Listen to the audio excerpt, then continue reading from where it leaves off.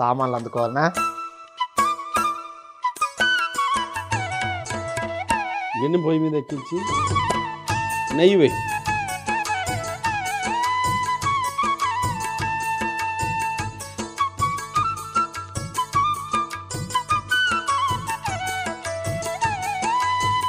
నెయ్యి అంటే చాలు. పడలేదురా, కొంచెం అంటే ఒకటి వేయంగానే కొంచెం మిగిలింది, అందుకని వేయించారు.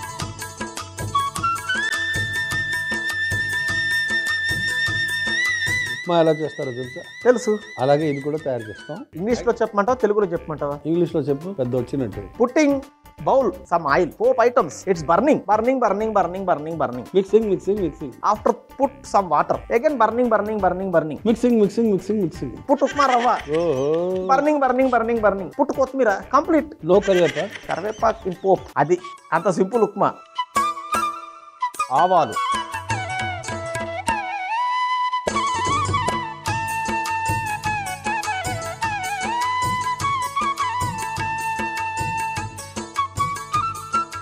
ఇప్పట్లాడేయా ఆడుతుంది. ఇది ఆడతాయి. ఇప్పుడు చూడు. ఓ రామ నీ నామం ఎంతో రుచిరా.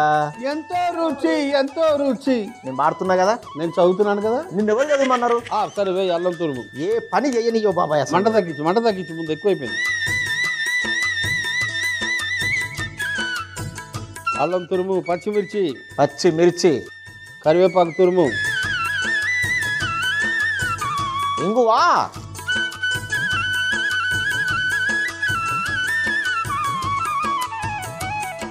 పెసరపప్పు నానబెట్టింది వేసే. నానబెట్టిన పెసరపప్పు. శ్రీరామనవమి అంటేనే మనకి వడపప్పు, పెసరపప్పు గుర్తు వస్తుంది. వేసాయి జాగ్రత్తగా.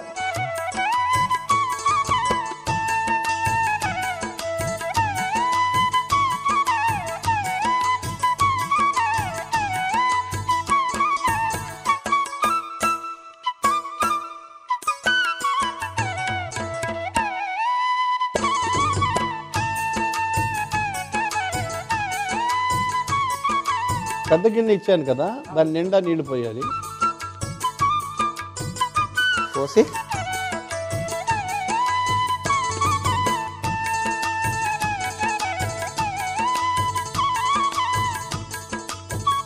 2 చెంచాలు ఉప్పు.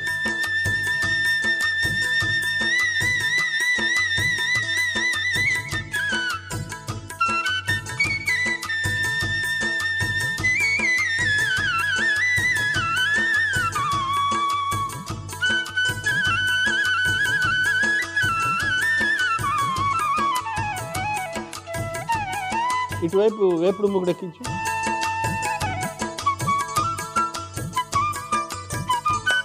ఎప్పుడైనా సరే రవ్వ టేస్ట్ రావాలంటే వేయించాలి. వేయిద్దాం. ఒక రకమైన వెడుసుదనం వస్తుంది అప్పుడు.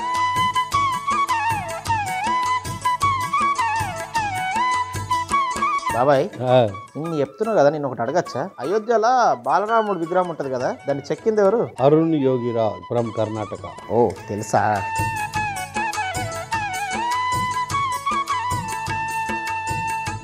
పోయి కట్టేసి. వరిపిండి అదే వేడిలో బాగా వేయించు. ఓకే.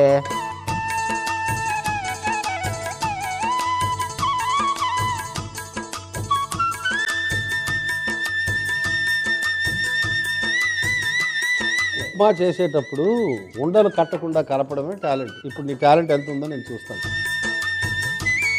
ఇక్కడ పెట్టి ఇక్కడ ఇప్పుడు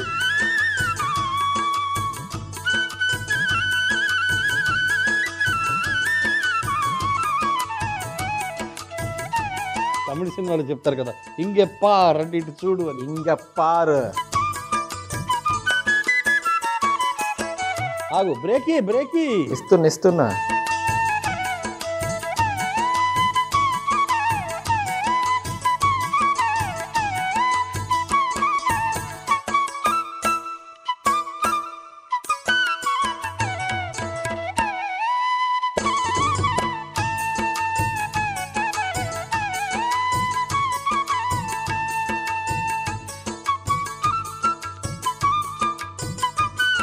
అయిపోయింది. ఆఫ్ చేయాలా? అంతే. అరిటాకు పరిచిన పల్లెం. నూనె రాసిన లేవా? నూనె రాసావు. వేసి కొత్తిమీర వేసి పరిచాయి మొత్తం.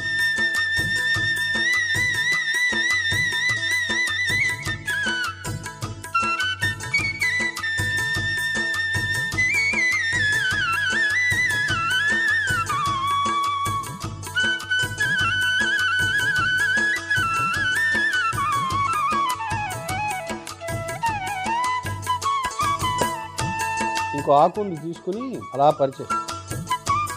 ఈ ఆకుతోనే కదా? కొత్తిమీర జల్లు.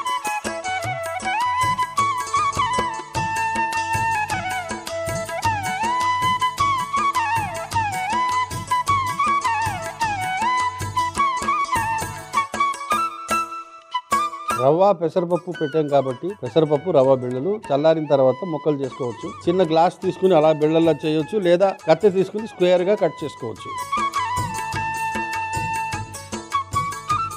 ఓకే, రవ్వ చూడు ఒకసారి. బ్రహ్మాండంగా అయిపోయింది. బిళ్ళలు ఎక్కడ నాది మట్టి బుర్ర నిందాలన్నావు, చూస్తే ఇప్పుడు నీది మట్టి బుర్ర. ఇటందుకు ఆ పళ్ళెం. ఇప్పుడు నీకు రౌండ్ కావాలన్నా లేకుంటే చతురస్రాకారాలు కావాలా? చతురస్రాకారం ఏముంది దానికి పెద్ద.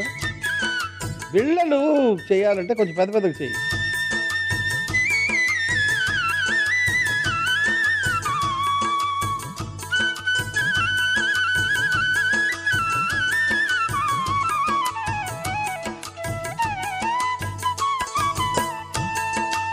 అరిటాకు పరిచిన చెక్క పాత్ర. ఇదిగా అరిటాకు పరిచిన చెక్క పాత్ర. ఒక్కొక్క బిళ్ళ తీసి